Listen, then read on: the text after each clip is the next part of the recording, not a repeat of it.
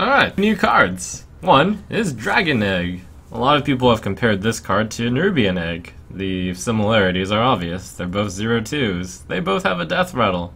Well, no, actually they don't both have a death rattle. Dragon Egg has kind of a death rattle. Dragon Egg may look unexceptional, and it may look like it compares unfavorably to Nerubian Egg, but I think this is one of the cards which has shown the most potential out of the cards released so far. It's on the upper level of potential. And that's coming from someone who played Zoo a lot. If you count the Dragon Egg as you're going to get a 2/1 whelp from it, then it's like a 1 mana 2/3. And that's pretty good. It's something that the opponents don't want to kill. You play it on turn 1. And that's really important, by the way. Having a turn 1 play, it costing 1 mana is so important.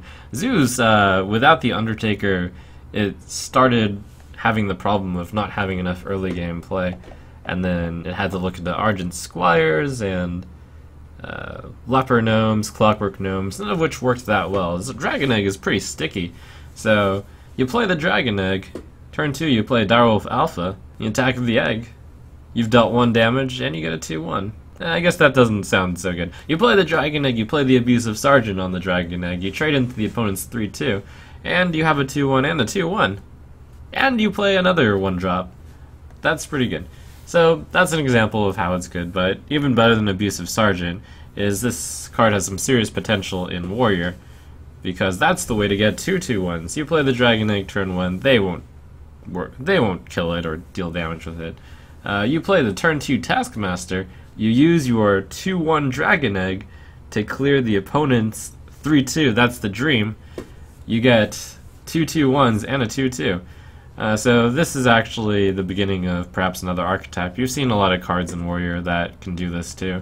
The Grim Patron, which has the damage. You have the that Warrior card, which looked like it combos in a deck that deals damage to its own minions. I think Dragon Egg's got serious potential.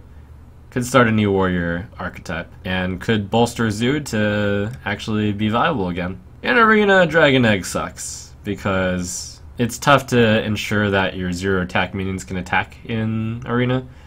And Nerubian Egg was bad.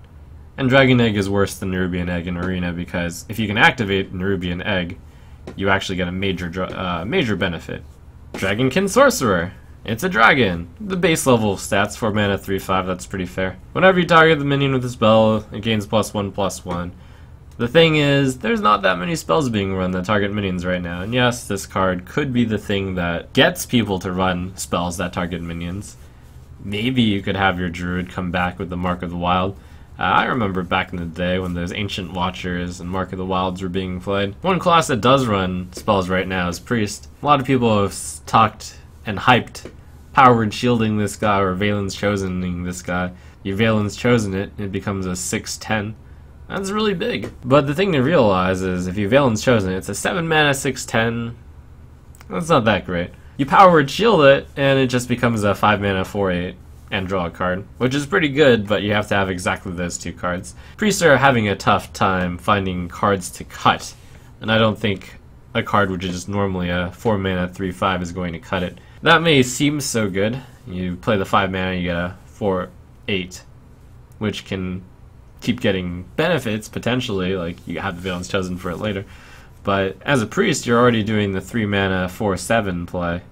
That's a better 2-card combo.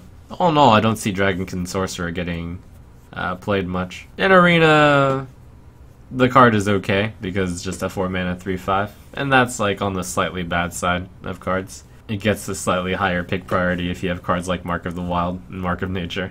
And we've got the Flamewalker.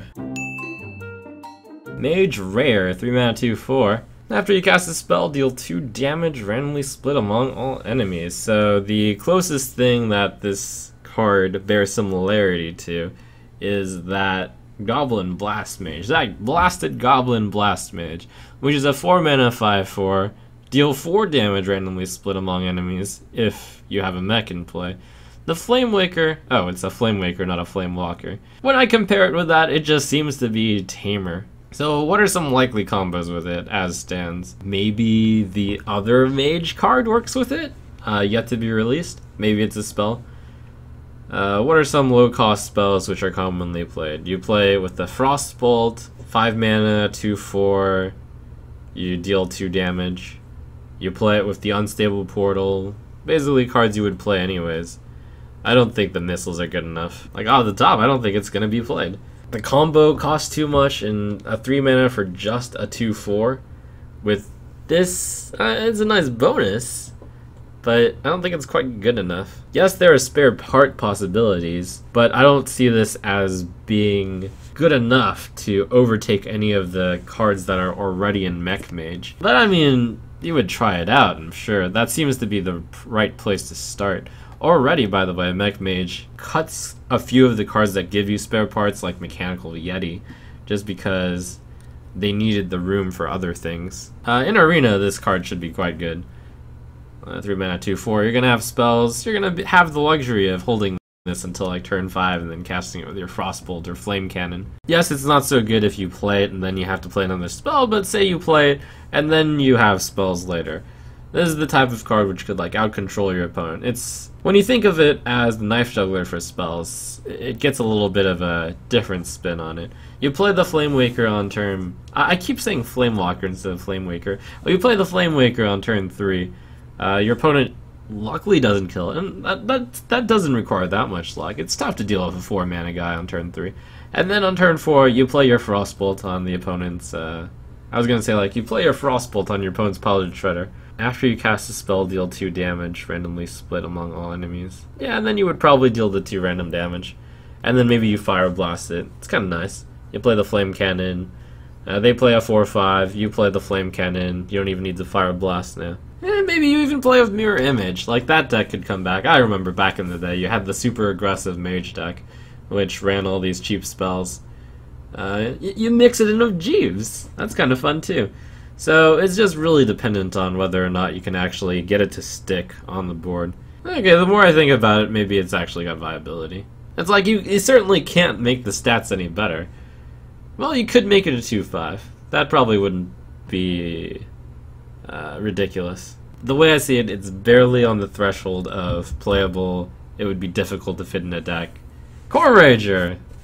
Hey, who loves hunters who empty their hand? Okay, so you got your 4 mana 4/4 beast. This card's great when you top deck it. One of the interesting things to think about, by the way, is that a 5 mana 8/8 wasn't good enough for hunter. I tried it, and the main problem with that was that it could get BGH'd. Core Rager can get BGH'd. That's a problem. I don't think it's a card that you want to run 2 of either, because then you have to play one of the Core Ragers sometimes, and then you play the second Core Rager. You put this one in your Face Hunter deck if a 4 mana 7/7 is good enough. Like, the current Face Hunter deck doesn't even play anything that costs 4 or more. So the question is a 4 mana 7/7 even good enough? In Arena, this card is really good. 4 mana 7/7 is insane. And I'm glad that hunters get a little bit of love in a card in Arena. You could also just play this as a Valley card in Midrange Hunter. I think putting a copy of this in a deck is almost a given. If you're playing Dr. Boom, which most hunters play, like, having another BGH target isn't bad at all. And it's just the sheer efficiency of 4 mana 7/7 is immense, so I do expect to see 1 copy of Core Rager in all the hunter decks. And then it's a decision on whether or not you want to run a second one. Imp Gang Boss. So 3 mana 2/4, reasonable stats. It's a demon. Nice. A little bit more demon synergy out there. The demon decks have kind of been like scraping the barrel. It's like, oh, Mistress of Pain, is this good enough? Is Voidwalker good enough to put in my Warlock control-ish deck?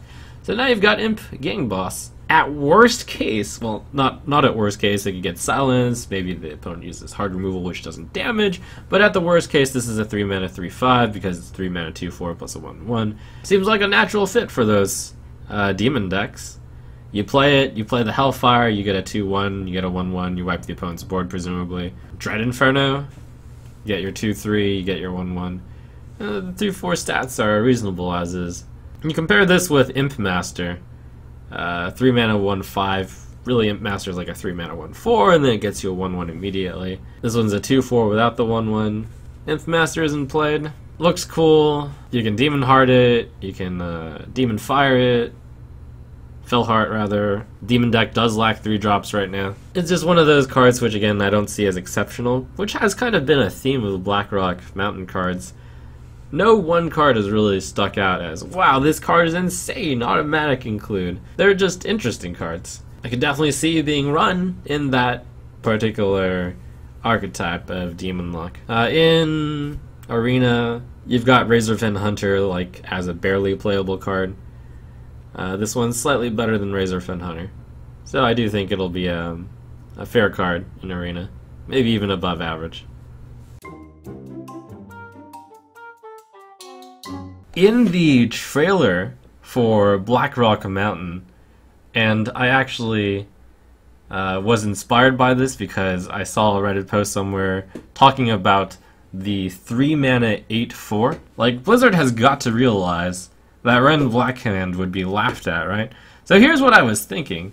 Like, there is this theme of showing a dragon, so what if that 3-mana 8/4 is actually a card, and it's the dragon that Ren Blackhand, like, rides on? So the battle cry on Ren Blackhand is if you're holding a dragon, destroy a legendary minion. So maybe, like, that 3-mana 8/4 dragon, Ren's Mount, is a card where, like, if you play Ren Blackhand and you're holding that dragon, then it comes into play for free. Yeah? Crazy? Ren Blackhand actually insane. Maybe. 3-mana 8/4 is actually insane. So it'd have to have, like, a serious drawback. Maybe it can only be played with Ren Blackhand. No, that's ridiculous. Maybe it has a drawback unless you show it with Ren. No, that's too specific. It probably won't happen. Blackrock Mountain, a Hearthstone adventure!